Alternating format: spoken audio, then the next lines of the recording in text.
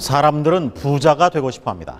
재물을 많이 모아서 남보다 넉넉하게 살고 싶어 합니다. 그러나 재물을 모으기란 쉽지 않습니다. 모은 재물을 뜻있고 가치 있게 쓰기란 더더욱 어렵습니다. 오늘은 부자들에 관해 얘기하고자 합니다. 많이 벌어서 많이 쓴 부자가 아니라 잘 벌어서 잘 쓴 부자들의 얘기입니다. 조선시대 박지원이 지은 단편소설 허생전. 허생전은 7년 동안 책만 읽은 가난한 선비 허생이 아내의 성화에 못 이겨 장안 제1의 부자 변부자를 찾아가는 이야기로 시작된다. 내가 집이 가난해서 뭘 좀 해보려고 하는데 돈 만냥만 있으면 꿔주시기 바랍니다. 그러지요. 좀 기다리시오. 처음 보는 사람에게 아무것도 묻지도 따지지도 않고 돈 1만 냥을 선뜻 빌려주겠다는 변부자.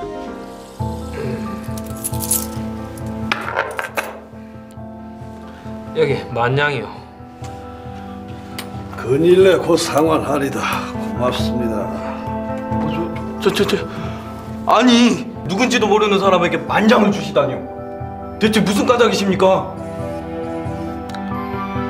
저 객은 비록 남루하지만 말은 간단하고 눈은 오만하지만 얼굴에 부끄러운 기색이 없으니 앉을 거면 모르지만 기왕에 만냥을 줄 바에야 이름은 물어서 뭐할꼬.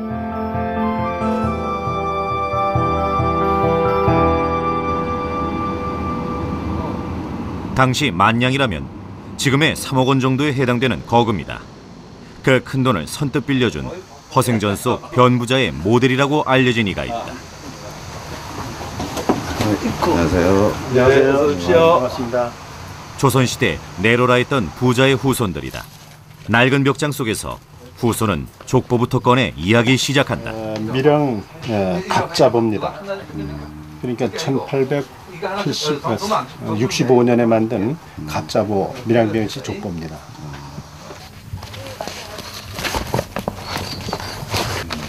그러니까 19세래야 되는데. 밀양변씨 후손들에게 대대로 전해지는 허생전 속 변부자. 그는 장안 제1의 갑부 변승업이란 인물이다. 여기 나오죠. 17세 승업, 승업 야락이 17세에 나오시고 실존 인물인지 아닌지 뭐 이런 얘기가 나오시더라고요.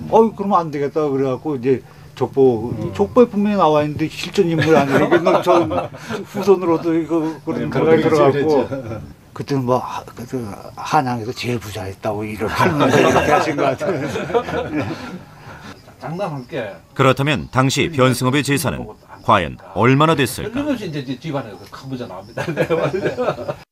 그 당시 서울의 경제가 이게 승업 할아버지의 집안 계산에 따라서 다 좌지우지됐다 그럽니까? 쉽게 말해서 돈을 빌려주고 이자를 얼마 받는 것이 누구 따라 했냐면은 이 승업 할아버지의 그 집안의 걸 보고 따라 했다 그럽니까? 소설 허생전 속에선 이름도 직업도 없이 그냥 변부자라고만 묘사되어 있지만 사실 변승업의 직업은 조선시대 역관이었다. 중국과 4대 관계를 맺고 있었던 조선은 임진왜란 이후 일본과 국교를 회복하면서 서로 통신사를 교환하게 된다. 때문에 역관은 1년에 서너 차례 일본과 중국을 오갔다. 국제외교의 최전선에 있었던 외교 전문가이기도 했고 또 국제무역의 최전선에 있었던 무역 전문가이기도 했던 거죠.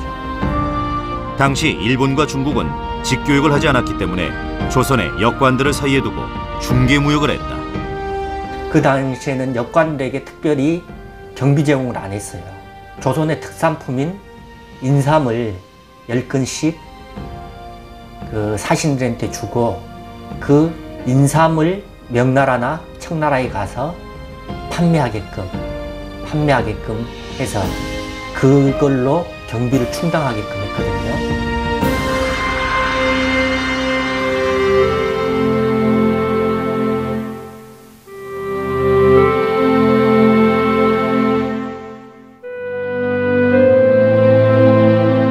내 당신이 정한 값이란 것을 한번 들어보겠소. 이 5마리의 좋은 말은 한 마리가 7정으로 합이 35정이며 하등말은 한 마리가 5정으로 합이 50정이니 전부 합쳐서 85정으로 결정합시다. 당신처럼 그렇게 값을 매기면 고려 땅에 가서도 살 수 없어요. 정말로 말을 사려는 것이요, 그냥 놀리는 거요? 이 친구, 당신 무슨 말을 그렇게 하시오? 사지 않는다면 내가 정신 나갔소? 무엇하러 여기까지 와서 상담을 하겠소?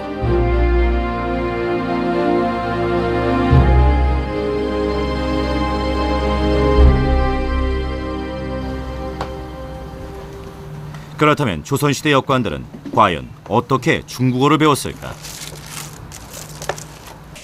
이 책은 아마 이 지구상에 유일하게 남아있는 원나라 때 대도, 그러니까 북경의 한 일부지요.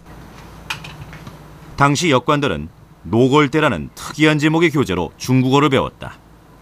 이것이 발견돼서 이제 한국에서는 한 번도 매스컴에 탄 일이 없지만 일본에서는 세기의 발견이다 그래가지고 요미우리 신문의 전면에 나왔습니다.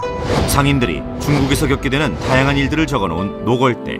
물건을 팔고 사고, 그리고 여관에 머물고 찻집에 가서 차 마시고 술집에 가서 술 먹는 그 일상적인 이야기를 대화로 만든, 마지막에는 처음에 만났던 중국인 상인 왕서방과 헤어지면서 짜이찌엔으로 끝납니다. 역관들은 짧게는 6개월, 길게는 1년 동안 일본과 중국을 오가며 부를 축적할 수 있는 기회를 잡았다. 그러니까 이 사람들이 말하자면 조선시대, 그러니까 인조 때의 조선시대의 무역을, 일본과 중국과 변방무역을 전부 이 집안에서 했다, 이렇게 봐도 되는 거죠. 그래서 거만의 부를 갖게 되고 막내 아들인 변승업이 모든 부를 축적하게 됩니다. 아이가 아프다고. 나리 감사합니다. 잘 쓰시게. 중개무역으로 부자가 된 변승업은 돈이 필요한 사람들에게 돈을 빌려주었다. 돈 만냥만 있으면 꿔주시기 바랍니다. 변부자에게 돈 10,000냥을 빌려갔던 허생은 장사를 해 훗날 10배로 되갚는다. 변승업은 일종의 사람에 대한 투자를 한 셈인데 그 투자의 결과 10배의 이득을 구체적으로도 얻었으니까 대단히 성공적인, 투자로서도 성공적인 것이었고, 바로 이런 점이 가장 이제 훌륭한 투자는 사람에 대한 투자라는 것.